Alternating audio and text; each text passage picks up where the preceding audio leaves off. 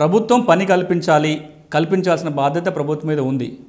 మరి పనికి వెళ్తే జీతం ఎంత ఇస్తారు, కూలీ ఎంత, ఉపాధి హామీ చట్టం కింద 100 రోజుల పని కింద ఒకరోజు పనికి వెళ్తే కనీస వేతనం ఎంత ఉండాలి అనే దాని మీద కూడా ఈ చట్టంలో నిబంధనలు ఉన్నాయి. ఈ చట్టం ఏమంటుందంటే ఈ చట్టంలో ఎంత పేర్కొన్నారో ఆ మేరకు వేతనం చెల్లించాలి.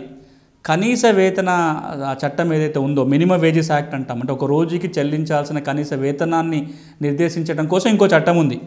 ఆ చట్టం కింద కూడా వేతనాన్ని ఎప్పుడు నిర్ణయిస్తారు. అందులో ఉన్నంత ఇవ్వాల్సిన పని లేదు, ఈ చట్టంలో ఎంత నిర్ణయిస్తే అంత ఇవ్వాలి అని చెప్పి మొదట్లో ఉండేది. కానీ ఇది సరైనది కాదు.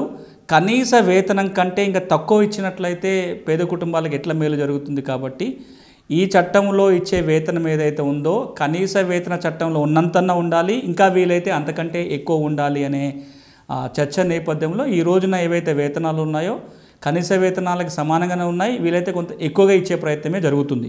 తెలంగాణలో దాదాపుగా 405 రూపాయలు కనీస వేతనంగా చెల్లించడం జరుగుతుంది. మగవాళ్ళైనా ఆడవాళ్ళైనా ఆ పనిని బట్టి కొంత అటు ఇటు వేరియేషన్స్ అవుతాయి, కానీ కనీసం ఒక 400 రూపాయలన్నా ఈ ఉపాధి హామీ చట్టం కింద 100 రోజుల పని కింద కుటుంబానికి వెళ్ళాలి.